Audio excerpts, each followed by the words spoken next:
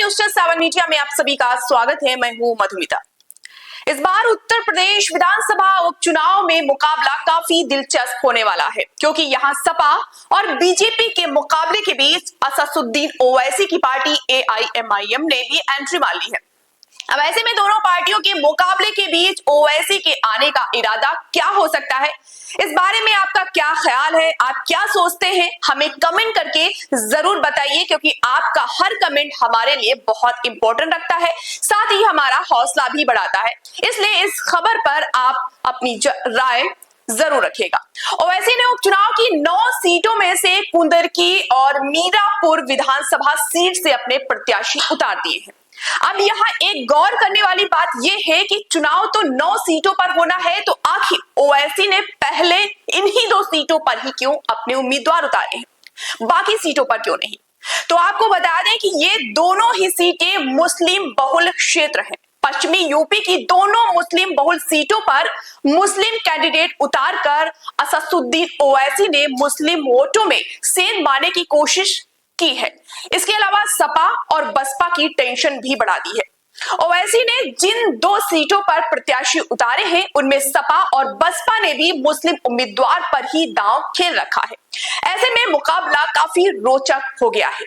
UP उपचुनाव में ओवैसी ने PDM यानी पिछड़ा दलित मुस्लिम फार्मूले पर चुनावी मैदान में उतरे हैं, जिसके तहत मुस्लिम बहुल सीटों पर AIMIM चुनाव लड़ रही है, तो OBC बहुल सीटों पर OBC आधारित पार्टियों के खाते में गई है। इसके तहत ही कुंदरकी और मीरापुर सीट पर ओवैसी ने मुस्लिम प्रत्याशी उतारा, तो मंझुआ सीट पर प्रगतिशील मानव समाज पार्टी चुनाव लड़ रही है। प्रगतिशील मानव समाज पार्टी ने मंझुआ सीट से स्वयंवर पाल को कैंडिडेट घोषित किया है।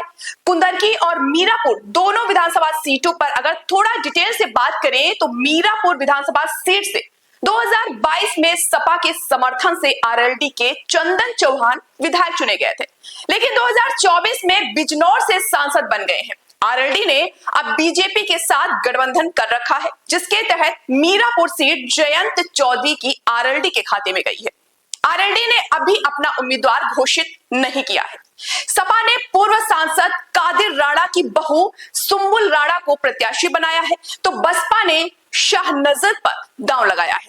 चंद्रशेखर आजाद की आसपा ने जाहिद हुसैन को उम्मीदवार बनाया है, और अब ओवैसी ने भी अशरद राणा को चुनावी मैदान में उतारा है, जैसा कि मैंने पहले भी आपको बताया। मीरापुर सीट पर 4 दलों से मुस्लिम कैंडिडेट मैदान में है, जिसके चलते मुकाबला काफी रोचक हो गया है। बसपा, सपा, आसपा और AIM की ओर से मुस्लिम प्रत्याशी उतारने की घोषणा के बाद RLD ने अपनी रणनीति में परिवर्तन किया है।